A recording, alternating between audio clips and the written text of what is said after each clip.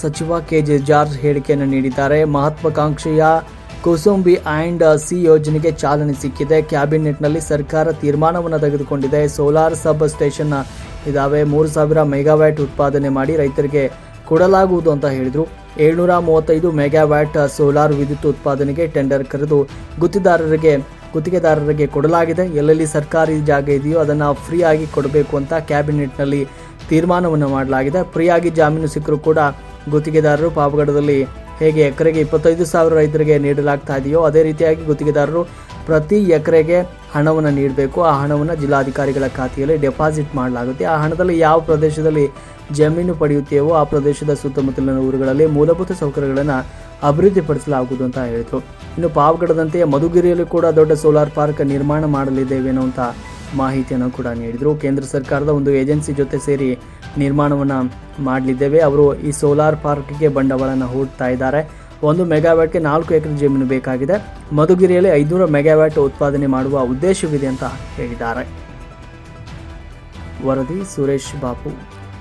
ಇವತ್ತು ತುಮಕೂರು ಜಿಲ್ಲೆಯಲ್ಲಿ ಮಹತ್ವಾಕಾಂಕ್ಷೆಯಾದ ಯೋಜನೆ ಕುಸುಮ್ ಬಿ ಮತ್ತು ಸಿ ಅನ್ನೋ ವ್ಯಾಲಿಗೊಳಿಸೋಕ್ಕೆ ಈಗಾಗಲೇ ಕ್ಯಾಬಿನೆಟ್ಟಲ್ಲಿ ತೀರ್ಮಾನ ತಗೊಂಡಿದೆ. ಈಗ ಅದಕ್ಕೆ ನಮಗೇನಂತ ಬಿಟ್ಟರೆ ನಿಮಗೆ ಸೋಲಾರ್ ಸಬ್ಸ್ಟೇಷನ್ಗಳಿದೆ. ನಾವೇನು ಇದು ಮಾಡ್ತೀವಿ, ಸುಮಾರು 3000 ಮೆಗಾವಾಟ್ ಸೋಲಾರ್ದಲ್ಲಿ ನಾವು ಸೋಲಾರ್ ಇದನ್ನು ಪವರ್ನ ಪ್ರೊಡ್ಯೂಸ್ ಮಾಡಿ ಸಬ್ಸ್ಟೇಷನಿಗೆ ಕೊಟ್ಟರೆ ಅಲ್ಲಿಯ ಏರಿಯಾಗಳಿಗೆ ರೈತರಿಗೆ ಅನುಕೂಲ. ರೈತರು ಇರಿಗೇಷನ್ ಪಂಪ್ ಸೆಟ್ಗಳಿಗೆ ಮೇಯ್ನಾಗಿ ನಾವು ಮಾಡ್ತಾ ಇರೋದು ಆ ರೈತರುಗಳಿಗೆ ಅಲ್ಲಿಯೇ, ಯಾಕಂದರೆ ಬಿಟ್ಟರೆ ಡಿಸ್ಟ್ರಿಬ್ಯೂಷನ್ ಲಾಸ್ ಇರೋದಿಲ್ಲ. ಮತ್ತು ದೂರದಿಂದ ಬಂದುಬಿಟ್ರೆ ಮರ ಇದು ನಟ್ಟುಬಿಟ್ರೆ ಯಾವಾಗಲೂ ಅಬ್ಸ್ಟ್ರಕ್ಷನ್ಸ್ ಆಗ್ತಾ ಇರ್ತದೆ. ಅದು ಉದ್ದೇಶದಿಂದ ಈಗಾಗಲೇ ನಾವು ಬೆಸ್ಕಾಮ್ ಲೆವೆಲಲ್ಲಿ ಸುಮಾರು 735 ಮೆಗಾವಾಟ್ ಈಗಾಗಲೇ ಟೆಂಡರ್ ಕರೆದುಬಿಟ್ಟು ಅದರಿಗೆ ಕಾಂಟ್ರಾಕ್ಟ್ಗಳಿಗೆ ಕೊಟ್ಟಿದ್ದಾರೆ. ಈಗ ಎಲ್ಲೆಲ್ಲ ಗೌರ್ಮೆಂಟ್ ಲ್ಯಾಂಡ್ಗಳಿದೆ ಅದನ್ನೆಲ್ಲ ಕೊಡಬೇಕು, ಫ್ರೀಯಾಗಿ ಕೊಡಬೇಕು ಅಂತ ಹೇಳ್ಬಿಟ್ಟು ಕ್ಯಾಬಿನೆಟ್ಟು ಈಗಾಗಲೇ ಚೀಫ್ ಮಿನಿಸ್ಟರ್ ಮತ್ತು ಕ್ಯಾಬಿನೆಟ್ ಈಗಾಗಲೇ ಆದೇಶ ಕೊಟ್ಟಿದ್ದಾರೆ. ಈಗ ಫ್ರೀಯಾಗಿ ನಮಗೆ ಲ್ಯಾಂಡ್ ಬಂದರೂ ಸಮೇತ ಕಾಂಟ್ರಾಕ್ಟ್ರುಗಳು ಈ ಪಾವಗಡದಲ್ಲಿ ಏನು 25,000 ರೂಪಾಯಿ ಬಂದಿದೆ ಎಕರೆಗೆ, ಅದರ ಪ್ರಕಾರ ಅವರು ಆ ದುಡ್ಡನ್ನು ವರ್ಷಕ್ಕೆ ಕೊಡಬೇಕಾಗಿದೆ. ನಾವೇನು ತೀರ್ಮಾನ ತಗೊಂಡಿದ್ದೀವಿ ಅಂತ ಹೇಳಿದ್ರೆ ಆ ದುಡ್ಡು DC ಅವ್ರ ಹತ್ರ ಡಿಪಾಸಿಟ್, ಮತ್ತು ಆ ಸ್ಥಳೀಯವಾಗಿ ಎಲ್ಲಿ ಸಬ್ಸ್ಟೇಷನ್ಸ್ ಮಾಡ್ತೀವಿ ಆ ಏರಿಯಾದಲ್ಲಿ ಅಲ್ಲಿ ಅಂಗನವಾಡಿ ಇರ್ಬೋದು, ಸ್ಕೂಲ್ ಇರ್ಬೋದು, ಬೇರೆ ಬೇರೆ ಈ ರೀತಿಯ ಆ ಪಂಚಾಯತಿಗೆ ಏನು ಬೇಕಾಗಿದೆ ಅದಕ್ಕೆ ಆ ದುಡ್ಡನ್ನು ವಿನಿಯೋಗ ಮಾಡಲಿಕ್ಕೆ ಈಗಾಗಲೇ ಕ್ಯಾಬಿನೆಟ್ಟಲ್ಲಿ ಮತ್ತು ಚೀಫ್ ಮಿನಿಸ್ಟರ್ ಡಿಸಿಷನ್ ತಗೊಂಡಿದ್ದಾರೆ. ಅದರಿಂದ ಆ ಸಬ್ಸ್ಟೇಷನ್ ಇರುವ ಏರಿಯಾದ ಜನಕ್ಕೂ ಸಮೇತ ಅನುಕೂಲ ಆಗ್ತದೆ, ಪ್ಲಸ್ಸು ಅಲ್ಲಿ ರೈತರಿಗೆ ಅನುಕೂಲ ಆಗುವಂಥ ಕೆಲಸ ಮಾಡ್ತಾರೆ. ಇವತ್ತು ನಾನು ರಿಕ್ವೆಸ್ಟ್ ಮಾಡಿ ನಮ್ಮ ಹೋಮ್ ಮಿನಿಸ್ಟ್ರಿಗೆ, ಡಿಸ್ಟ್ರಿಕ್ಟ್ ಇನ್ಚಾರ್ಜ್ ಮಿನಿಸ್ಟ್ರಿಗೆ ಮತ್ತು ರಾಜಣ್ಣ ಅವ್ರ ಮಿನಿಸ್ಟರು ರಿಕ್ವೆಸ್ಟ್ ಮಾಡಿ, ರಾಜಣ್ಣ ಅವರು ಅದರಲ್ಲಿ ಮಧುಗಿರಿಯಲ್ಲಿ ದೊಡ್ಡ ಒಂದು ಸೋಲಾರ್ ಪಾರ್ಕ್ ಮಾಡೋ ಹೆಂಗೆ ನಾವು ಪಾವಗಡದಲ್ಲಿ ಮಾಡ್ತೀವಿ ಅದೇ ರೀತಿಯಲ್ಲಿ ಮಾಡಲಿಕ್ಕೆ ಈಗಾಗಲೇ ಪ್ರಾರಂಭ ಮಾಡ್ತಾ ಇದ್ದೀವಿ. ಅದು ಸೆಂಟ್ರಲ್ ಗೌರ್ಮೆಂಟ್ದು ಒಂದು ಏಜೆನ್ಸಿ ಇದೆ ತೆಹರಿಯಿಂದ, ಅವರೊಟ್ಟಿಗೆ ಸೇರಿಬಿಟ್ಟು ಮಾಡಿ ಅವರು ಏನು ಹೇಳ್ತಿದ್ದಾರೆ, ನಾವು ಜಾಯಿಂಟ್ ವೆಂಚರ್ ಮಾಡ್ತಾ ಇದ್ದೀವಿ. ಅವರು ಅದನ್ನು ಹಣ ಅವರು ಇನ್ವೆಸ್ಟ್ ಮಾಡ್ತಾರೆ ಮತ್ತು ಅವರು ನಮಗೆ ಫಸ್ಟು ಆದ್ಯತೆ ಕೊಟ್ಟು ಕರೆಂಟ್ ಕೊಡ್ತೀವಿ ಅಂತ ಹೇಳ್ತಾರೆ. ಅದಕ್ಕೋಸ್ಕರವಾಗಿ ಆ ಕೆಲಸ ಮಾಡ್ತಾ ಇದ್ದೀವಿ. ಇವತ್ತು ಹೋಮ್ ಮಿನಿಸ್ಟರ್ ಹತ್ರ ರಿಕ್ವೆಸ್ಟ್ ಮಾಡಿ, ಅವರು ಇನ್ಚಾರ್ಜ್ ಮಿನಿಸ್ಟರ್ ಇದ್ದಾರೆ, ಅವ್ರನ್ನ ಮಾಡಿಬಿಟ್ಟು ಇರ್ವಿ ಮೀಟಿಂಗು DC ಮತ್ತು ಎಲ್ಲ ನಮ್ಮ ಅಧಿಕಾರಿಗಳಿದ್ದಾರೆ, ACS ನಮ್ಮ ಎನರ್ಜಿ ಡಿಪಾರ್ಟ್ಮೆಂಟ್ ಮಾಡ್ತೀವಿ. ಆದಷ್ಟು ಬೇಗನೆ ಆ ಲ್ಯಾಂಡ್ ಕೊಟ್ಟರೆ ಏನು ಅನುಕೂಲ ಆಗ್ತದೆ, ₹3 17 ಪೈಸೆಗಿಂತ ಕಡಿಮೆ ನಮಗೆ ಆ ರೇಟಲ್ಲಿ ಕೊಡ್ತಾರೆ ಕಾಂಟ್ರಾಕ್ಟ್ಗಳು ಸೋಲಾರ್ ಮಾಡಿ. ಲ್ಯಾಂಡ್ ಮಾತ್ರ ನಾವು ಸ್ವಲ್ಪ ಹೆಲ್ಪ್ ಮಾಡಿದ್ರೆ ಆದಷ್ಟು ಬೇಗನೆ ಆಗ್ತದೆ. 1 ಮೆಗಾವಾಟಿಗೆ 4 ಎಕರೆಯಿಂದ 5 ಎಕರೆ 1 ಮೆಗಾವಾಟ್.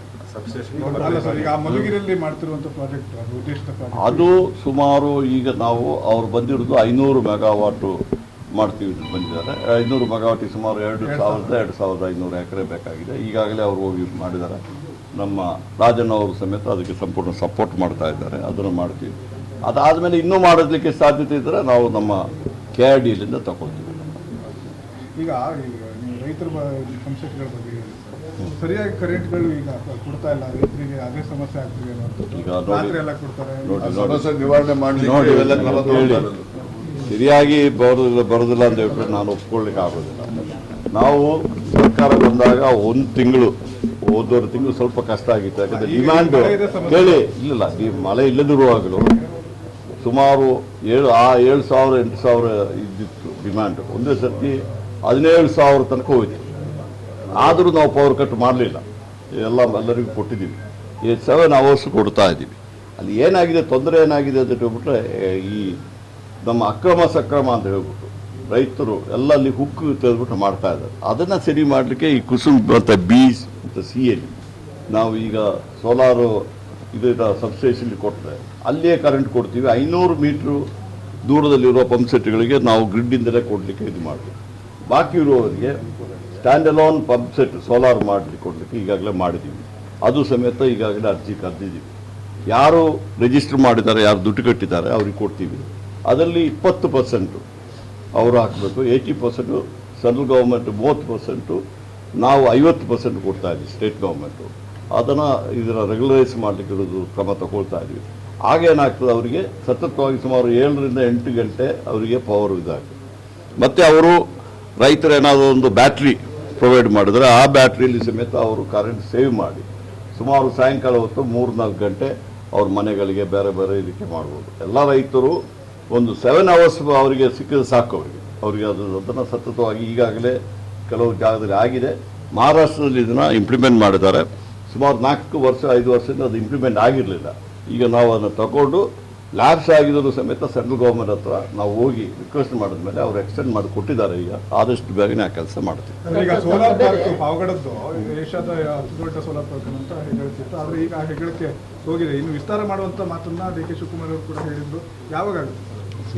ಅದು ನಮ್ಮ ಸಿದ್ದರಾಮಯ್ಯಜಿಯವರು ಚೀಫ್ ಮಿನಿಸ್ಟರ್ ಆಗಿದ್ದಾಗ, D K Shivakumar energy minister ಆಗಿದ್ದಾಗ ಅದು ಪ್ರಾರಂಭ ಮಾಡಿದ್ದು ಒಳ್ಳೆಯ ಒಂದು ಇದನ್ನು ಮಾಡಿದ್ದಾರೆ. ಸುಮಾರು 2000 ಮೆಗಾವಾಟ್ನ ಅಲ್ಲಿ ಮಾಡಿದ್ದಾರೆ. ನಮ್ಮದು ತೊಂದರೆ ಏನಾಗಿದೆ ಅಂದರೆ, ಅದಾದ ಮೇಲೆ ಅವಶ್ಯಕತೆಯೂ ಡಿಮಾಂಡ್ ಇರಲಿಲ್ಲ, ಅದಕ್ಕೋಸ್ಕರವಾಗಿ ಹೆಚ್ಚಿಗೆ ಆ್ಯಡ್ ಮಾಡಲಿಲ್ಲ. ಈಗ ಡಿಮಾಂಡ್ಗಳು ಬರ್ತಾ ಇದೆ, ಸುಮಾರು 17,000 ಮೆಗಾವಾಟ್ ಆಗಿದೆ. ಅದಕ್ಕೆ ಈಗ ಮೊನ್ನೆ ನಾನು ಮತ್ತು ಶಿವಕುಮಾರ್ ಹೋದಾಗ ರೈತರು ಏನು ಹೇಳಿದ್ರು ಅಂದರೆ, ನಾವು ಇನ್ನೂ 10,000 ಎಕರೆ ಕೊಡ್ತೀವಿ. ಈಗಾಗಲೇ ಪ್ರೋಸೆಸ್ ಸ್ಟಾರ್ಟ್ ಮಾಡ್ತೀವಿ. ಇನ್ನೊಂದು 10,000 ಎಕರೆಯಲ್ಲಿ ಅಲ್ಲಿ ಇದು ಮಾಡಲಿಕ್ಕೆ ಈಗಾಗಲೇ ಕ್ರಮ ತಗೊಳ್ತಾ ಇದ್ದಾರೆ. ಆಯ್ತು ಎಲ್ಲ ಆಯ್ತು ಬರ್ರಿ.